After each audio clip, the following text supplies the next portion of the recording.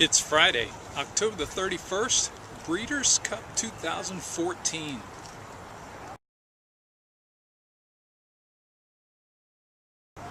For the first time in 5 years, I'm not at the Breeders' Cup. Sure, I'm at Gulfstream Park West. Looking forward to next year being at Keeneland for their Breeders' Cup.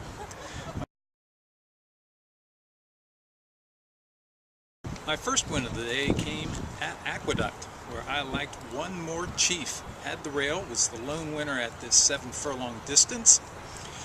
He'd turn it back from just missing at a 1-turn mile, pressed the pace into the stretch. Perfect Disco, One More Chief down at the rail, Jesse's Giant Dunk on the outside, just in behind is Salisbury Knight. As the field comes through the stretch with One More Chief in front, Jesse's Giant Dunk on the outside, and Salisbury Knight. Perfect Disco has dropped back a 16th to the wire. One More Chief and Jesse's Giant Dunk. One More Chief, Jesse's Giant Dunk. They come for the wire. It looked like One More Chief. Oh yeah, called it a photo finish. He was the winner. The third at Santa Anita was the Golden Gate Juvenile Fillies. Like number 4, My Fiona. She had 2 of the top 3 speed figures in the race. Granted, these are 2-year-olds, and they were earned over the Del Mar synthetic track, but she looked to be like the best horse in the field. I had originally planned to only bet the minimum. After I looked it over again, I thought she looked much the best, so I doubled the bet, pressed the pace from 5th along the rail, tried to get out the top of the stretch, nowhere to go, had to come up inside under Rafael Bejarano. To go now, and Stormy Ado along the inside kicks on for home. Princess Bertrando on the far side. Easter Fever drops back into the 3rd spot. Now on the inside, coming with her runners, My Fiona. My Fiona has room, and she's coming gamely along the inside. And yes, Tatum's Gold, but Gray coming with a late run as well. They come for home. Princess Bertrando. My Fiona down at the rail. My Fiona's taken the lead with 50 to go, and My Fiona will win it. My Fiona and Rafael Bejarano take the gold. Clear at the end, nearly $25. First stakes win on Breeders' Cup weekend.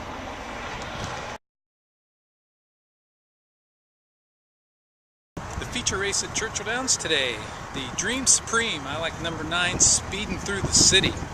She'd run in 3 graded stakes. Today, I expected her to run huge in this listed stakes, and she was 3 for 4 of the Churchill Downs strip. She broke from post 9, stalked the pace, made a move on the turn. Frabster is in front a half length. Soft Whisper second, Speeding Through the City.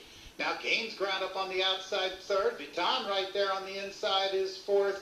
Dream Some More next. Then Sweet Cassiopeia, table 310. As they move into the stretch, it's Speeding Through the City. Who moves by, puts a head in front of Soft Whisper. Vuitton up on the outside, Sweet Cassiopeia gaining ground. Here comes table 310. Speeding Through the City has the lead. Sweet Cassiopeia, table 310 on the outside, but it's Speeding Through the City. Speeding Through the City wins by about 3. Tripled the bet. Stakes winner number 2 on the day.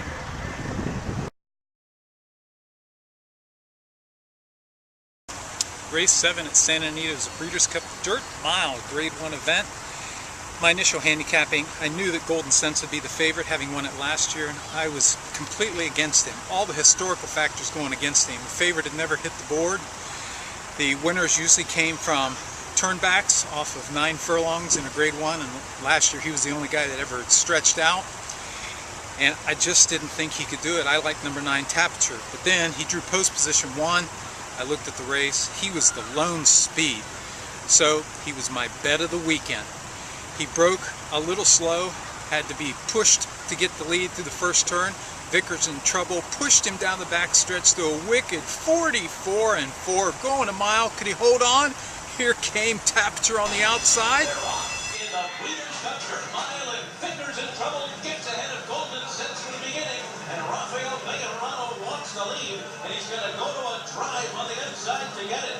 But Vickers in trouble is right with him, and Pence on Fire will settle into 3rd as they go along at a speedy early pace. And then toward the inside, racing in 4th position, is Fed Biggs. And then comes Temperature to the outside, breaking through the Big Bait Theory, and then comes Carve, followed by Bronzo and Golden Ticket. The opening quarter mile, 22 flat, just like last year.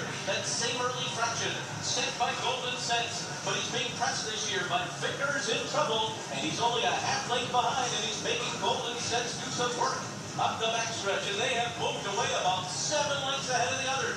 Hands on Fire is next. Carve is alongside of him, and Temperature splits those two. Rosina Fragment going up in between horses here, 7 lengths off the lead, has to 44 and 4.5 mile. And Golden Sense has had enough of Vickers in Trouble as the field swings into a far turn, and he turns on to a 5-length lead. But Temperature is in hot pursuit now, and he's cutting that gap with every stride. Hands on Fire is next.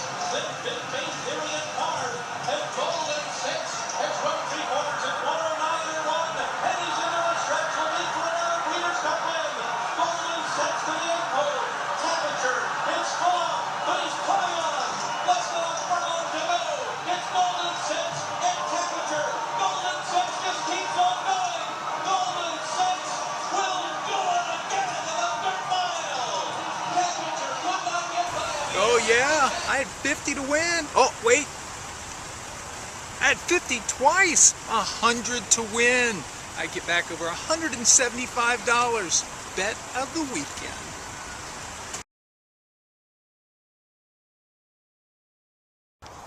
The feature race on Breeders' Cup Friday is the Grade 1 Distaff.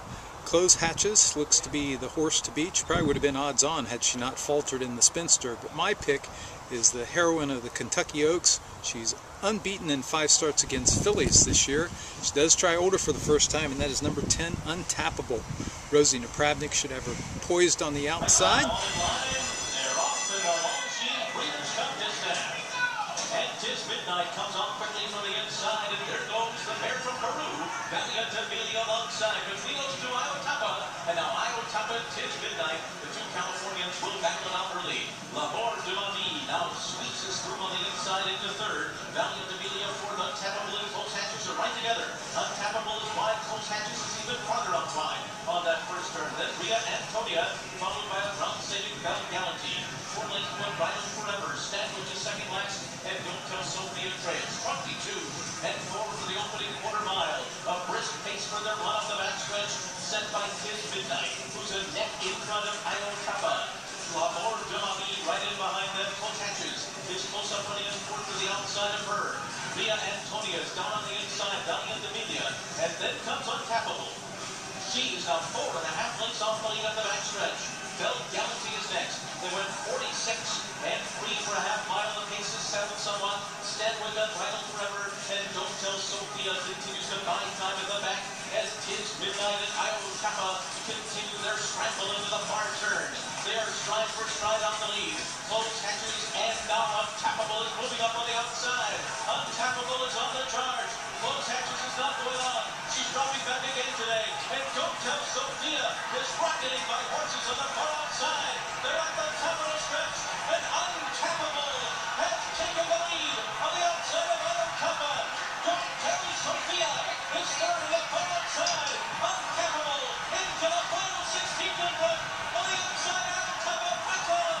Don't Tell Sophia is third. But as they come to the wire, the Super Philly has done it. Untappable has won the distaff. It's close for second between Iotapa and Don't Tell Sophia. 20 to win on Untappable.